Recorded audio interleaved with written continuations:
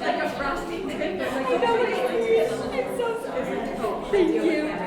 You're so sweet. Thank you. And I'm so sorry. We made a little bit of mess. It's okay. I'm going to make a mess too.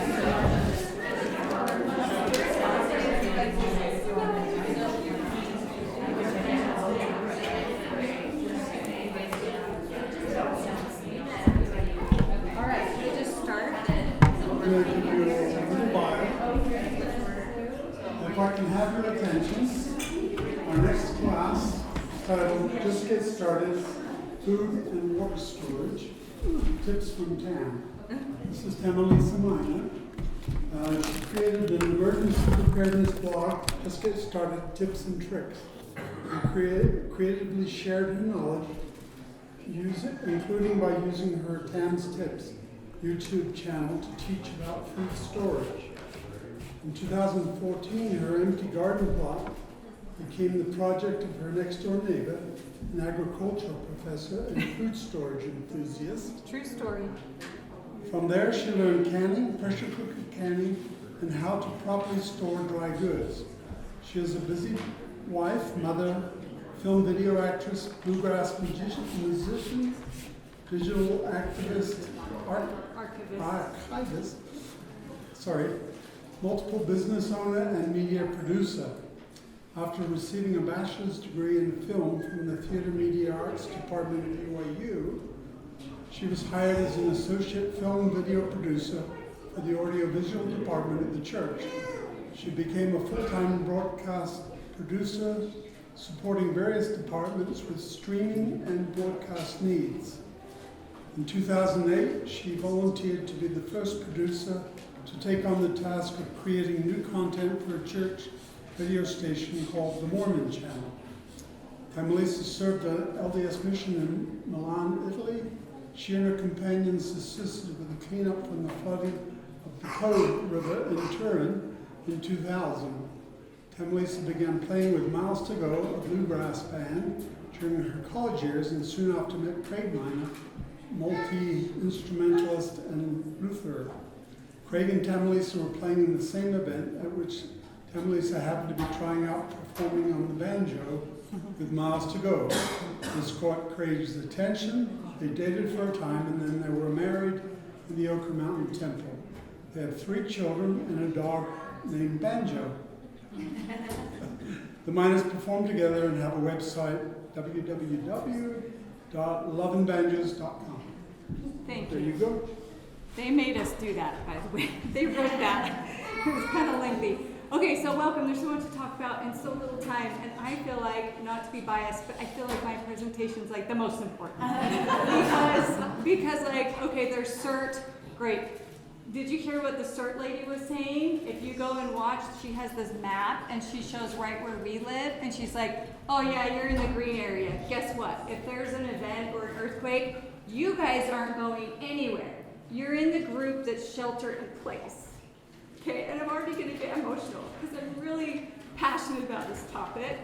So I just walked by her table as she was telling everybody, you guys are a shelter in place. 2100 will not be accessible. There was a lady at the table who might be right here saying, well, my kids live on the other side, and I live on this side. And she goes, sorry, it's going to be walking only.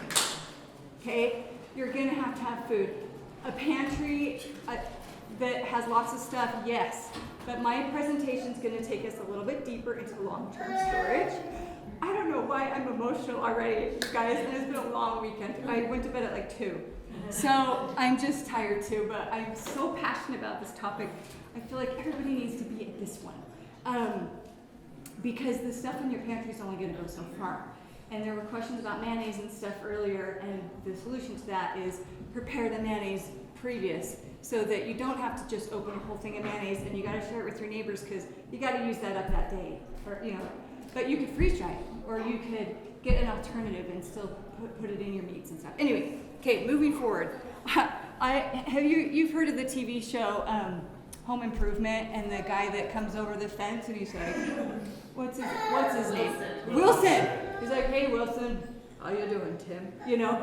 I was the Tim, and my neighbor would always poke her head right over here. And my garden plot was full of weeds. This is 2 wards ago. And she's like, you ever gonna get that garden going? And I'm like, are you kidding me? I have little kids. I don't know what I'm doing. The weeds are overwhelming. I can't do it. And she's like, let me help you. And she teaches agriculture at the Paradigm School up in South Jordan. So before I knew it, I was in over my head with this big garden project. Like, she would plot it out and brought all the ropes and everything. And then a few months later, I had tomatoes and stuff growing. There's my friend Mitzi, who's like, you gonna plant that? So that's a little bit about how I got going in this. And once she and I started talking, she taught me not just gardening, which have I done yet living here? No, we're still getting our garden going. But she taught me all about storing everything and how to do it long term.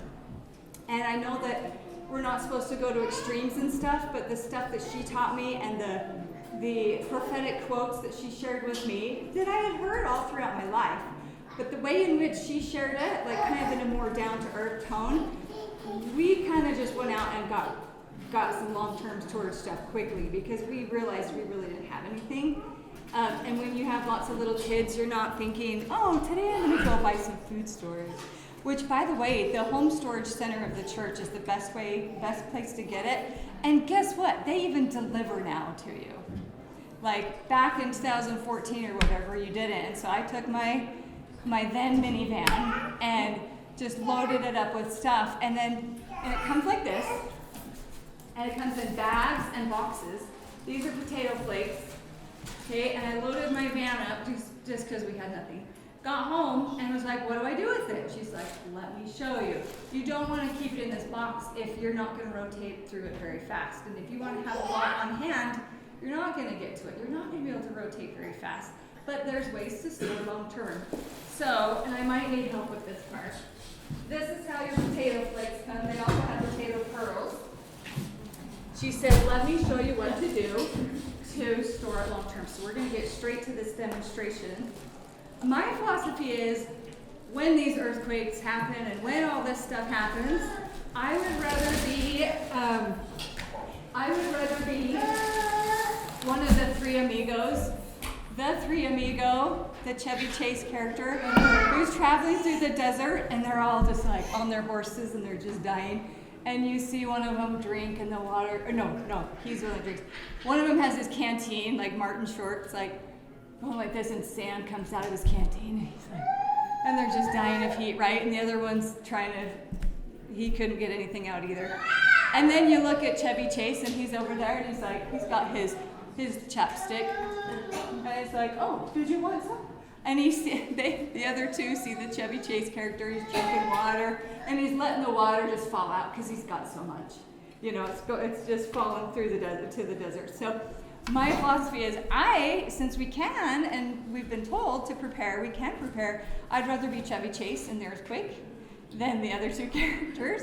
So when you can afford it, if you can afford it, and like Melissa Peters was saying, just stop going out to dinner for a while. You know, you set some different priorities. We don't travel a lot, but I sure feel great that I've got food, and I will have food. And now all my neighbors know I have food, but I'm trying to encourage them to get their food, because you can't just assume that you're going to go to your neighbor's house and get the food. This lady that taught me, she went as far as to get up in Relief Society, and she was like, if any of you think you're going to show up at my doorstep when this happens, and she was serious, you know. So you've got a spectrum, right? And we've got a spectrum of how we're going to deal with things, and also a spectrum of what could happen, right? So, and maybe nothing will happen. And you just maybe need it because you lose a job and stuff. I know everybody says that. But again, my presentation is more to catering to when it happens, we're all going to need some food, and we're all going to be sharing, and we all need to encourage everybody to get their fair share. So here's what we're going to do.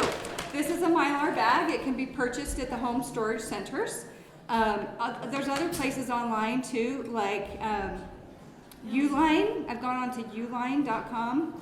Other places too. You have to just price shop. But the home storage centers have these. This is a 7-gallon bucket. The label here shows that there used to be cherries. You want to have buckets that are food quality, okay? You always hear that. I got this up in North Ogden. If you call around to the grocery stores, they will tell you when they're going to get all their buckets and stuff in. So this was full of cherries, and I got like 80 buckets at a time because I was getting buckets for some other people as well. But we just took one drive up there, loaded my big old van up with 80 buckets, and then I bring them back down occasionally, and then whoever wants them can buy them just for the price that I got them. I think they were $2 a piece. And anyway, so if you hit up the grocery stores, they'll tell you their suppliers and like where they're getting their stuff, and they don't need them anymore. Once it's delivered to the grocery store, these are garbage. So I actually got them from a smart employee who was grabbing them aside. He asked, it was all legit, and they said, yeah, if you take them home and you clean them out, you can have them. So he would take them home, and then I found them on KSL Classifieds. So that's been the place that I have gotten buckets. I don't get it at like Home Depot. They're like $7 a piece or something there. Only $2 a piece. Here's my Mylar bag. So we're gonna put this in here. And you spread it out as much as you can. Which is hard because it's such a different shape than your circular bucket, right? Okay, and I already know I'm gonna need a little bit less on the top. They always, well, actually, I'm not gonna cut yet. They always come taller than your bucket. Okay, this is where I might need some hands help. I was gonna do it on the floor, but we should keep it up here so the camera can see it. We just need to dump this in as much as it'll go. So we're gonna fill it, about to here, as much as we can. And I'm gonna get the next step ready while you do that.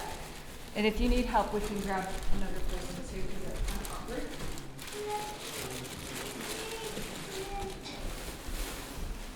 If you go onto the church website, it'll tell you how much you need for a family of X amount of people that have a certain amount of adults and a certain amount of kids. The church website is so resourceful. It will tell you. So, and there's an online calculator, and I brought the paper today, so that's one of my handouts. Perfect. That's good. Maybe even a little.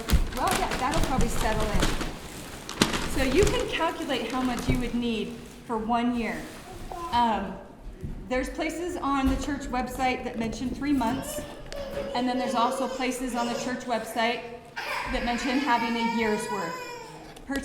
To be specific, the March 2006 enzyme, I have a screenshot of it, but I'm going to just fly through this. It says, yes, you get your, maybe I should bring it up so I'm not misquoting. Yes, you get what you actually will eat day to day, but first, you get long-term storage that you could live on if you had to. Here's my screenshot. It probably didn't make it to the folder. Okay. Anyway, March 2006 enzyme.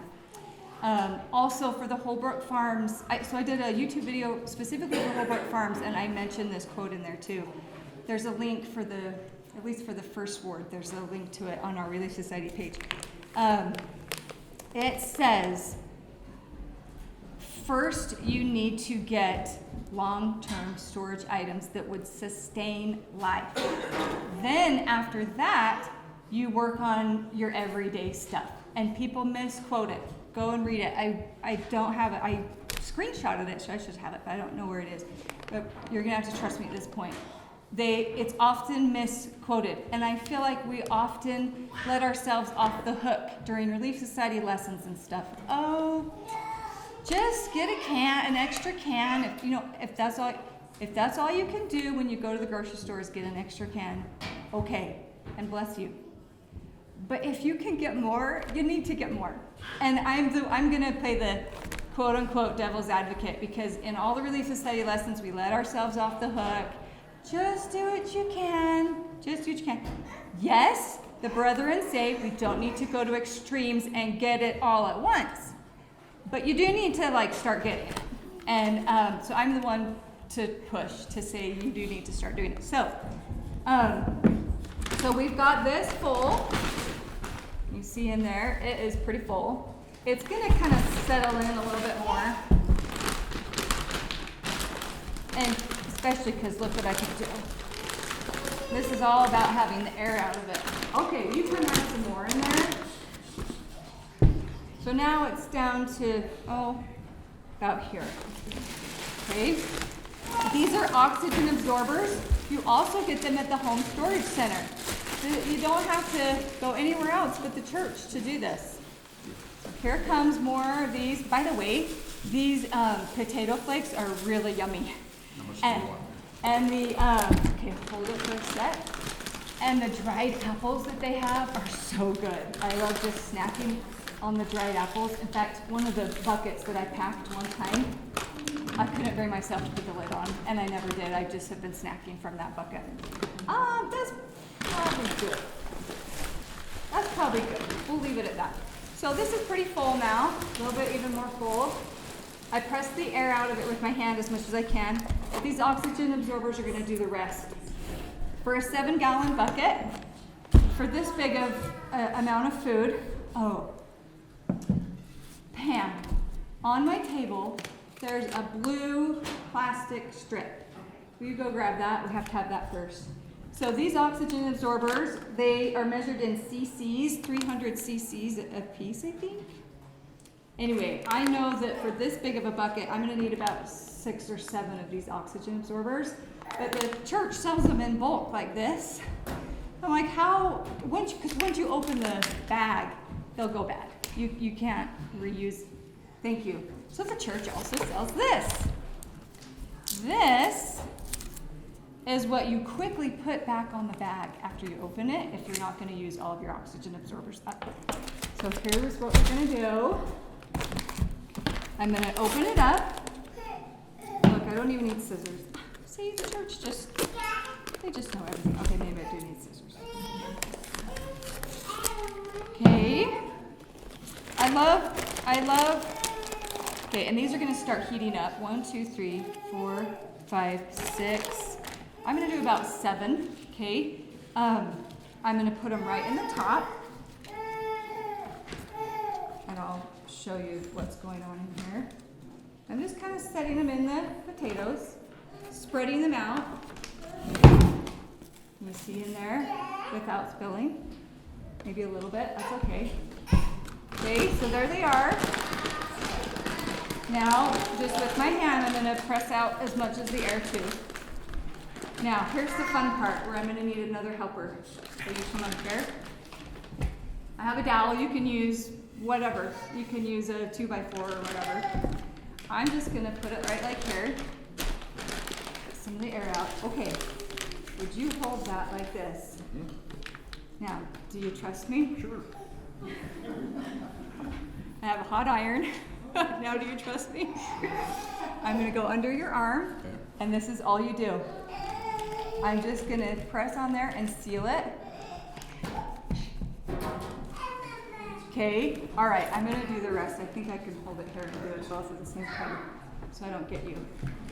So you can just do this at home. They have sealers that you can buy, like heat sealers. You don't need one, you just need an iron. You just need to get it closed, that's it. You don't have to go buy expensive equipment. And this is what Mitzi taught me, sorry. Don't know why I'm so emotional about that. Good neighbors can make a difference in your life. Okay, that's sealed. So, in a matter of hours, I'd say, whatever, just leave it. Probably, I don't know, 8 to 10 hours maybe. Those oxygen absorbers will activate and they'll suck out all the air and it will be like this, really tight in there. Okay, this is just a smaller bag. These smaller bags, when I was buying them in bulk, I couldn't find them on the church website. I got these through Uline, but there's all sorts of companies that sell them. And for this size, I would just put 1 oxygen absorber in. This is sweet corn that I dehydrated. Make sure to visit my table because there's stuff out there I wish I could show you right here. Okay, so this is sweet. In fact, there's sweet corn that I opened one of these and I put it on the table so you can taste dehydrated corn. It is so good. It's so good, especially at very first, right after you dehydrate it. It's better than popcorn. It's really good. Anyway, so this bag is gonna look like this, just really tight. Now, okay, Why are we doing them in buckets? Any ideas? Anybody want to guess? Yeah. Bugs, water, flooding. They say don't pack them more than 3 high, but you can stack them, but no more than 3 high. If there is an earthquake and they're toppling over, you don't want them to crack open. But if they do crack open, you still have it in a Mylar bag. So it's double protected. Not everybody does the Mylar bag. I want to be clear about that. Because it starts to get even more expensive, right? You're buying Mylar bags too. It adds up. But if you can do the Mylar bag, I would, and I do, just because it's an extra protection. Now I have 2 kind of schools of thought happening at my house. I use a bucket system for everyday use, and then I use the bucket system for the long-term stuff. So I've packed a lot of these buckets. Oh yeah, I was gonna finish a thought from earlier. If you go on the church website and use that calculator, just how much food is a year's worth for a family of 5, it's a lot. Like, we did it, we followed the calculator, and we bought what they suggested. I have a lot of buckets. It's a lot more than you think for a year's worth of food, not to scare you. And that's where you have to build slowly to get a year's worth of this. I get it. But as much as you can, just get it and store it. This will store up to 15 to 20 years because the oxygen's going to be gone. So then I just fold this in. I put the lid in, and on the way out the door today, I was gonna tell myself to bring my mallet, and I forgot. But then you mallet this closed, and it's sealed. Once you open this up, you rip these apart, and then it's open. It won't seal again. So it's closed until you're ready to use it, like in an emergency. But you make sure it's really tight. Again, you have to use a mallet, and then make sure that if your bucket came with the cherry label. Make sure you get a label and put a label on your bucket so you don't forget what's in there. This is the kind of thing that, there's been an earthquake. Everybody in the ward is helping to sustain each other. We all bring out our buckets, and 4 minutes left. Is that what that meant? Okay. And then we all help each other. Okay, water. I don't have a lot to say. Oh wait, we have a question about food cups. How do you like these versus just the those 10 cans or whatever, and Okay. stuff in the church? I have a lot of number 10 cans as well. They're just different. It's just different quantities. Same problem. Once you open one, you got to use it, which leads into the whole other part of my presentation, which was, this is what I do. I've got some buckets that are just like this, and they're going to be sitting there for 15, 20 years, and I'm not going to touch them. I've got oats, sugar, all the 3 kinds of wheat, red wheat, white wheat, turkey wheat. I've got potatoes, I've got dried milk, I've got just all sorts of stuff in buckets, and that's the long term. And then number 10 cans, what I use those for, I have some that are for long term too, but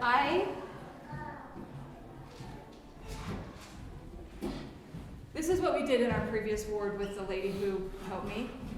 She would host these parties, kind of like a Tupperware party, except instead of Tupperware, we got together and we created emergency kit meals. And she opened up her number 10 cans and put them on the table, and then she had the recipes out, and we just focused on one recipe at a time as a group. So like we did creamy chicken noodle soup all together. And for an hour, we just sat and chatted and stuff, and we'd go around the table. We'd open up a Mylar bag, and we'd start at the beginning, and it would say 1 teaspoon of this. So you get a teaspoon of that, 2 teaspoons of this. You get 2 teaspoons of that. And you go all the way around the table, and after about an hour, we each had like 50 of these meals prepared. And then at the end of the assembly line, she had a sealer. She has an actual sealer. But I've done it before too, and at the end of the line, I just have an iron. And we just close up the bag. Just close it up. You add your oxygen absorber, and then close it up. And then you've got all these meals prepared. And then I store these in a bucket, but not in another Mylar bag. I just stick them in the bucket, and the lid is loose. And so you can use them for every day too. So the number 10 cans, you can use, the whole philosophy of once you open the can, then you got to use it. How is this going to help me survive for 3 months in an earthquake? You know, my only solution to that is I do the pre-made meals. And a lot of people do these in jars. You've seen the jars that look all pretty. They're layered. And it's like, this is cookies in this jar. Just dump all the contents of the jar into a bowl. You add the required amount of water, and you've got cookie mix. And you're, you know, and that's a good one, by the way, because the cookie mix, everything's dry ingredients too. But for eggs, you can use the dried eggs. So my only solution to that, and like number 10 cans, is go ahead and you can pre-assemble meals. You can use them for camping and stuff too, or you can pull them out when you're just busy. Like, you can do all sorts of stuff. It doesn't have to be grand, big emergency 20 years, but that's what I do. Don't forget your pets. Your pets need food too. I don't store as much for my pets, but I do make sure that I'm like a bag ahead of what we're using. More so even just because of supply chain issues and stuff. I do not want to be one that's like, oh, now it's dog food. First it's toilet paper, now it's dog food. I can't get dog food. Okay, but worst case scenario, my dog will eat my food, and he's going to survive. So I don't go to extremes, of course, with my pets either, but still, we need to have some stuff. Questions to this point? Okay, water really quick. I don't have much to say about water other than even the church website says you don't even have to treat your water if you're getting your water from an already pre-treated source. If you have good water, like for example, we have not just the tap water, but we have the reverse osmosis at our house. And so I have filled all of our water up with that, including all of our big 60-gallon barrels with that. Took a long time, but I did it. And the best tip I could give you is if you are just getting started with water, you don't have to think 60-gallon barrels and 250-gallon, and just use your juice bottles. Buy some juice. Maybe you don't usually have juice. Go buy yourself some juice. Let your neighbor drink it if it's too sugary for you. And then have them bring back the bottle. And even the church website talks about this. Just consider using juice bottles. Just rinse it out real good. Yeah. So even like a 2-liter soda pop bottle or juice bottle? Yes. I use soda pop bottles. Don't they kind of like cave in on themselves? No, mine haven't. I use the 2-liter bottles. I use these apple juice bottles. I've used orange juice bottles and like mango juice bottles, those thick ones from Costco. How long do they last before the leaching happens and it tastes? The plastic. Yeah. I have heard that that's not the best thing. You need to rotate it out, you know. But I don't know how long. Anybody else know how long? I would say like 5 years.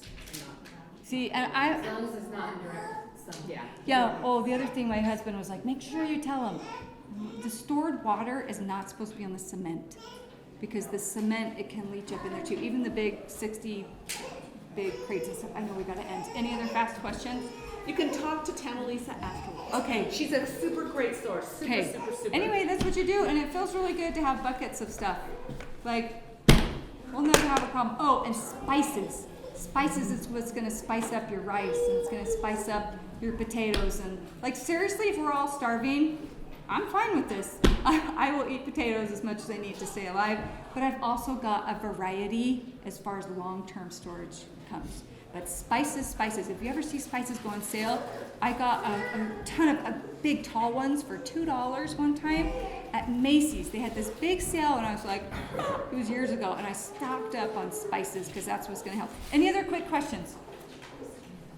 Okay. How Yeah. about that can that you had out there that looked like a paint can that you had a lid on it? Oh, the orange one? No, it was The like gamma one? It was like a gallon one. It was like a paint can. That had a gamma lid. Oh, that was the number 10. Those are the number 10 cans. Those come from the home storage centers. Did it have the beans in it and the? I don't know. It had the 72-hour stuff. Oh, okay. That's just one other, that's just an idea, like for a car kit or whatever. You can use number 10 cans and put like granola bars. You can build like a 72-hour food kit in those and seal them up. How did you get that lid though? Where'd you That, get that lid? I don't know. It's not your normal number 10 lid. It was one that presses down inside. I'm sure they're out there. I'm sure they're pretty common. You just press it down in and it sticks down there, and you can stick it in your car and you've got 72 hours worth of food that you built yourself, you know. Anyway, I know we got to end, but thank you. And now we'll have our next classes coming up. And Okay. it's